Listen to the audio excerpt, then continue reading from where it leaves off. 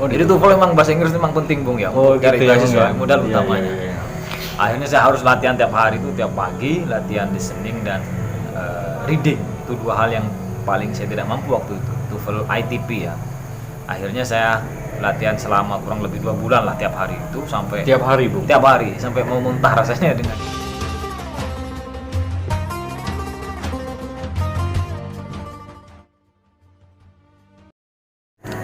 Halo brothers, sahabat-sahabat, teman-teman, kawan-kawan semuanya.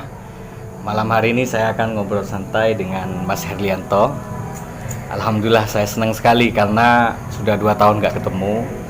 Dan di Malang ini saya berjumpa lagi dengan beliau.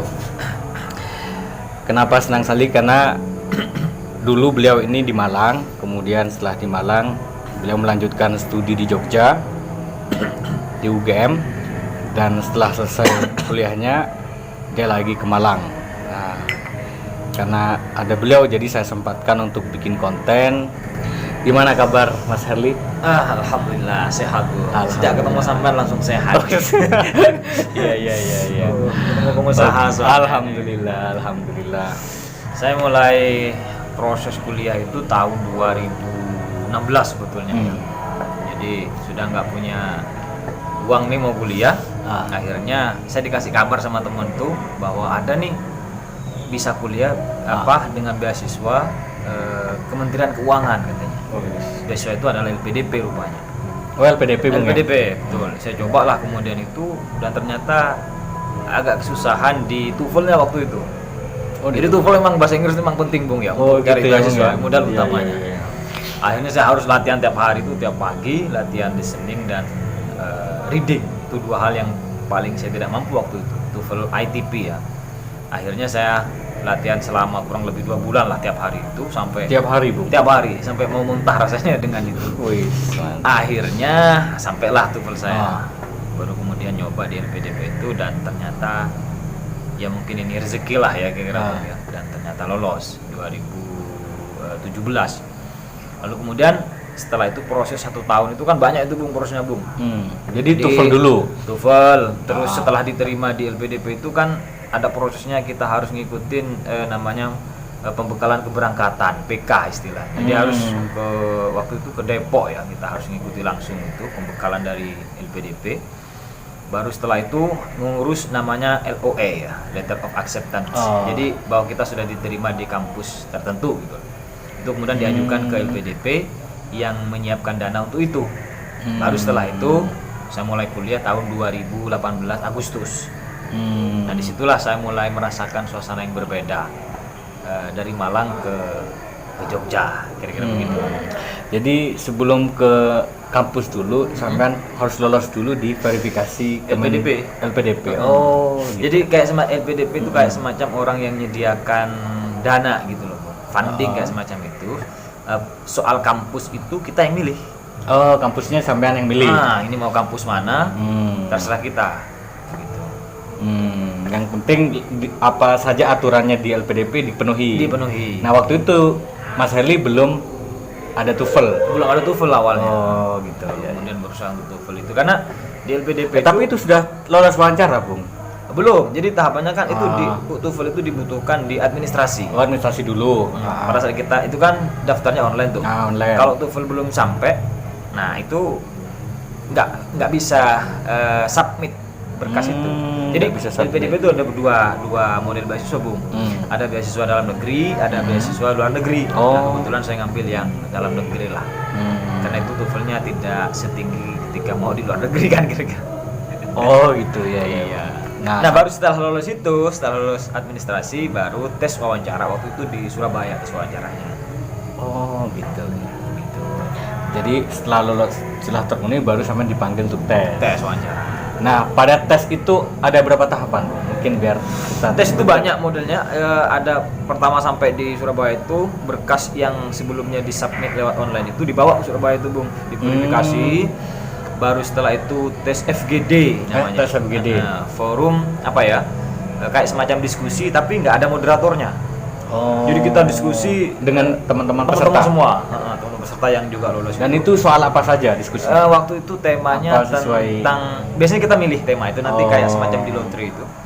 Kita milih tema waktu itu karena soal lingkungan, soal sampah dan seterusnya. Nah, kita ngomongin soal itu. Baru setelah itu tes lagi, tes writing on the spot. Jadi kita masuk ke ruangan, langsung dikasih topik, langsung suruh nulis berdasarkan topik itu. Seperti itu. Baru setelah itu dan terakhir tuh tes wawancara. Nah itu yang agak deg-degan lah kira-kira di wawancara. Kan ada 3 orang tuh yang wawancara itu kan. Yang wawancara dari Kementerian Keuangan sendiri. Semua dari Kementerian Keuangan, cuma 3 orang ini mewawancarai topik yang berbeda. Jadi ada yang mewawancarai soal psikologis, bertanya-tanya soal yang berkaitan dengan psikologi, mental kira-kira, bertanya soal akademik, karena di saat kita mendaftar di LPDP itu kita kan harus menyertakan topik tesis tuh. Nah itu nanti ditanyakan di situ pengalaman saya. Kemudian yang ketiga bertanya soal nanti apa yang kita lakukan pasca wisuda, pasca selesai kuliah. Nah, sumbangsi kita apa nanti di situ. Nah, itu yang deg-degan. Waktu itu agak deg-degan lagi. Saya kira dalam negeri itu Bung pakai bahasa Indonesia kan. Ternyata wawancaranya pakai bahasa Inggris, Bung. Waduh, gawat ini. Ya. Pakai bahasa Inggris juga, Bung. Pakai bahasa Inggris juga. Ya sudahlah, kita coba ini. Tapi kan 2 bulan berlatih juga sudah berpengaruh kan? Lumayan. Dan teman-teman kabarnya katanya harus setiap hari, Pak. Ya, jadi kalau mau tes standarnya itu 2 bulan setiap hari latihan. Ya, latihan mungkin kalau yang lebih cerdas mungkin sebulan cukup lah ya. Iya, Saya agak ini udah ukuran orang cerdas. Udah ini standar orang cerdas ini. Agak lemot sedikit soalnya. Oke, Bung. Nah, setelah ikut wawancara itu pengumumannya di waktu itu juga apa nunggu sekitar 2 minggu kalau nggak salah, karena pengumumannya juga online kan di akun kita di online tadi. Punya dashboard sendiri lah ya. Dashboard sendiri. Iya. Nah, baru setelah sampean dapat kabar beberapa hari setelah itu lolos. Melalui email atau telepon, Bung?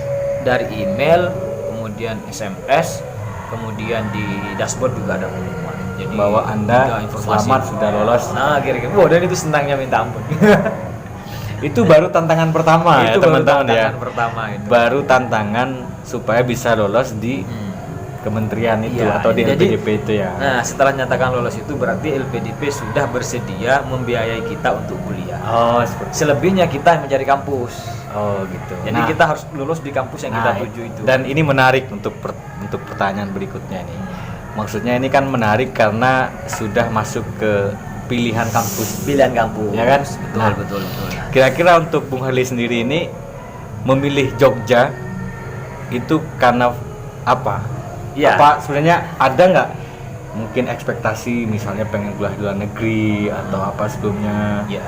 Atau di UI atau kampus-kampus lain lah? Atau di Malang misalnya? Iya, jadi sebetulnya emang pengennya di luar negeri sebetulnya. Sebetulnya. Harapan, tapi ternyata dikabulkannya di dalam negeri ya, enggak apa-apa lah. Iya. Nah, sewaktu itu saya milih Jogja di UGM karena memang berkaitan dengan jurusan yang saya ambil, Bung. Waktu itu saya ngambil jurusan linguistik ya. Karena S1-nya juga berkaitan dengan bahasa, lalu kemudian S2-nya Berlinier kan, ambil linguistik. Setelah saya lihat yang linguistiknya agak bagus kira-kira, kampus itu ternyata di UGM. Ukurannya apa itu, Bung? Salah satu ukurannya adalah misalnya akreditasinya. UGM itu akreditasinya A. Kemudian dilihat dari beberapa staf pengajarnya itu rata-rata sudah profesor dan doktor gitu. Tentu ya mungkin saja tidak menjamin, tetapi paling tidak itu kan menjadi indikator bahwa kualitas cara mengajarnya mungkin lebih, pengalamannya mungkin lebih luas. Disitulah kemudian saya milih UGM, milih Jogja. Itu dari sisi akademis. Kemudian dari sisi lingkungan, saya melihat bahwa Jogja itu masih salah satu wilayah yang situasi pendidikannya ya, kalau kita mau cari ilmu kira-kira masih cukup mendukung, cukup bagus di antara beberapa tempat yang saya tahu. Misalnya kalau banding Jakarta, misalnya Jakarta ini untuk jurusan linguistik saya kira kurang cocok, kecuali kita misalnya mau ngambil jurusan politik atau hukum mungkin enak ya. Di Jakarta kan memang sudah pusatnya hukum, pusatnya politik, pemerintahan juga miniatur kan? Politik nasional kan pasti ke Jakarta. Tapi kalau selebihnya dari itu kayaknya nggak terlalu keren lah saya kira untuk di Jakarta itu. Jadi setelah lolos tahap pertama, kemudian memang yang dituju langsung Jogja, UGM. Jogja, betul. Karena alasan jurusan tadi ya. Iya. Tapi kalau alasan soal lingkungan kayaknya setelah sampean lulus dari Jogja ya. Gak mungkin tahu dulu sebelum ke sana kan lu. Dan kebetulan di Jogja banyak teman juga kan. Oh, biar gitu. ngopi, Tahu cerita lah ya. biar ngopinya enak gitu. Iya, Kalau nggak iya. ada teman kan susah gitu kan. Oke Bung. Jadi untuk teman-teman yang mau ikut tes beasiswa, gambaran sederhananya seperti itu ya. Dan mungkin ada tips Bung. Ini di episode terakhir lah. Iya. Tips untuk teman-teman saya, brothers, kawan-kawan, sahabat-sahabat untuk bisa mendapatkan beasiswa. Iya. Mungkin ada lah Bung. Ya, pertama tentu saja kumpulkan informasi yang lengkap tentang beasiswa itu dulu. Jadi misalnya kalau beasiswa LPDP, ya kita lihat dulu karena di LPDP itu kan banyak modelnya. Ada istilahnya yang reguler. Reguler itu nanti kita kuliah itu tanpa melalui pelatihan bahasa, dan itu TOEFL-nya lebih tinggi. Misalnya kalau dalam negeri 500 ITP, TOEFL ITP. Kalau yang satunya yang afirmasi itu bisa 450. Tapi kita harus kita masih dapat pembekalan bahasa setelah itu. Nah, itu yang pertama. Jadi informasi dilengkapi. Kemudian yang kedua TOEFL yang harus TOEFL. Ya, TOEFL itu harus dilengkapi. Kemampuan TOEFL-nya harus ditingkatkan.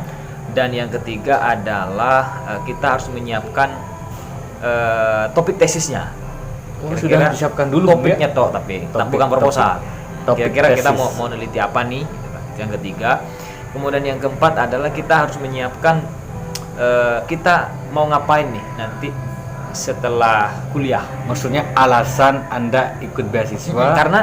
Karena alasan kita ikut beasiswa dan apa yang akan kita lakukan pasca kuliah itu menjadi pertanyaan penting nanti itu saat wawancara, Bu. Oh. Jadi kita harus meyakinkan orang yang orang yang mewawancara kita itu dengan itu. Karena ini kan negara ngasih uang ke kita nih ya. Iya. Ini uang ini kan bukan untuk buat enggak orang tua foya, ya, kan, negara orang tua lah. Iya. Jadi setelah dikasih ke kita, kira-kira negara itu dapat apa gitu ya. Nah, otomatis setelah itu kita mau ngapain itu penting untuk dipikirkan sebelum masuk ke ikut seleksi beasiswa LPDP itu. Oh, seperti itu. Mungkin itu juga berlaku ke beasiswa yang lain ya, enggak? Betul. Kan banyak Beasiswa. jalur-jalur beasiswa itu. Betul, banyak sekali. Oke. Memang yang lagi rame kan LPDP karena memang bukanya sampai ribuan beasiswa kan. Sampai sekarang apa masih ada? Sampai sekarang masih. Oh, sampai sekarang masih ada program. Oke. Jadi untuk teman-teman yang mau ikut beasiswa LPDP, tidak hanya untuk S2 ya, S1 juga ada Bung ya? Oh. Apa khusus S2 memang Bung? Untuk sementara kayaknya S2 dan S3. S2 dan S3. Dan Bung Herli sendiri apa masih mau ikut lagi untuk S3? Sebetulnya masih boleh kok itu. Oh, masih boleh ya, Bung? Tapi syaratnya kayaknya lebih ketat, kayak semacam secara akademik ya, harus punya jurnal dan seterusnya. Kita harus sudah menunjukkan pengabdian setelah lulus kemarin. Tapi kan dibanding jurnal jenengan kan sudah penulis buku. Kan lebih baik kayaknya. Mungkin lah ya. Oke. Jadi itu teman-teman, untuk teman-teman yang mau ikut beasiswa itu tadi dengerin. Barangkali situ mau coba, Bung. Waduh, saya jadi pengusaha aja. Wus. Sudah cukup jadi pengusaha. Iya, sudah cukup kuliah lah Bung ya. Otaknya belum encer ini. Enggak kayak sampean ini. Walah. Oke, dan insya Allah obrolan kita akan lebih menarik lagi. Nanti obrolan kita akan berlanjut bagaimana sih kuliah di Jogja.